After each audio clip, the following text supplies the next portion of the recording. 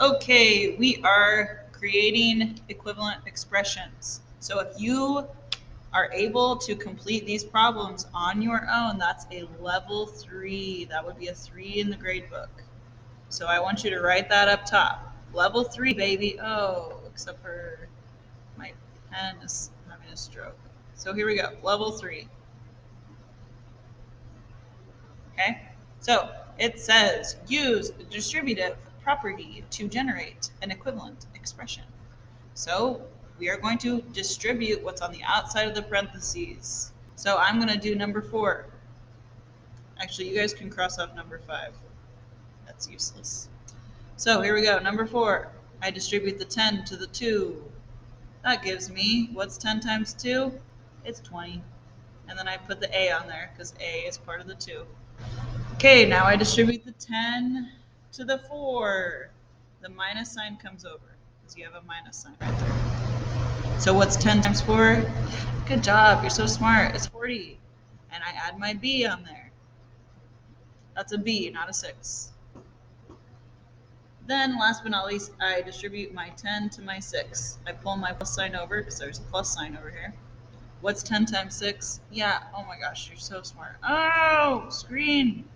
Okay, so 10 times 6 is 60C. So don't worry about that big fat space. That's just because my computer is having a moment. One thing I want you to do is to highlight the expressions that are equivalent.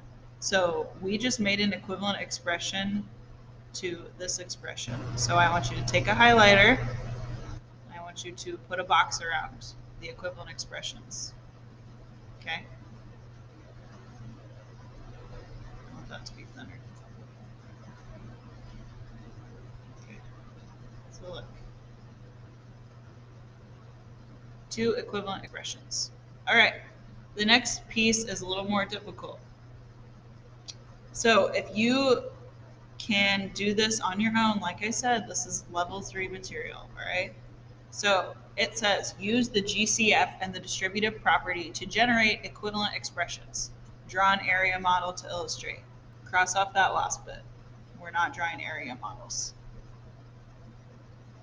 Okay, so I'm going to do number 1 for you. First thing we have to do is we have to find the GCF. Okay, so the way we do that is we write out our factors. So what are the factors of 24? We got 1, 2, 3, 4, 6, 8, 8, 12, and 24. So those are all the numbers that I can multiply together to make 24. If you're not sure how to find those, there's a video in the description on this video that shows you how to use a multiplication chart to find factors. Okay, factors of 36. I have 1, I have 2, I have 3, 4, 6. Oh man, they are very similar. 9, 12, 18, and 36. Okay, so let's circle all the factors they have in common. They both have, or highlight. You can highlight if you want. It. Well, theoretically, you can highlight if you want. Okay. So look, they share a 1. They share a 2. They share a 3. They also share a 4. They share a 6. They share a 12. So what's our GCF? That's right, you guessed it. It's 12. My pink highlighter doesn't work. So GCF is 12. That is what is going to go outside of our parentheses here when we rewrite this. So 12 is on the outside of the parentheses. Now I want to know 12 times what would make 24x? 12 times 2x would make 24x. I pull the plus sign down. Now I want to know 12 times what would make 36? That's right, it's 3. You're so smart. We are going to do the highlighting. So I want you to highlight or put a little box around with the highlighter, one expression, and then highlight the equivalent expression. Both of these expressions are equal. They have the same value. Okay?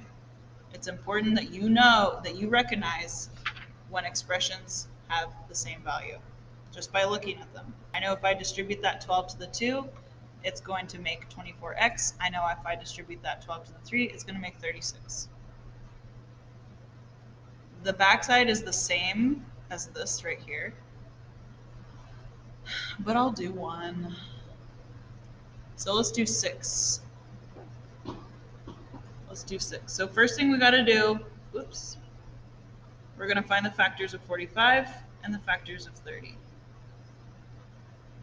So the factors of 45, those are 1, 3, 5, 9, 15, and 45.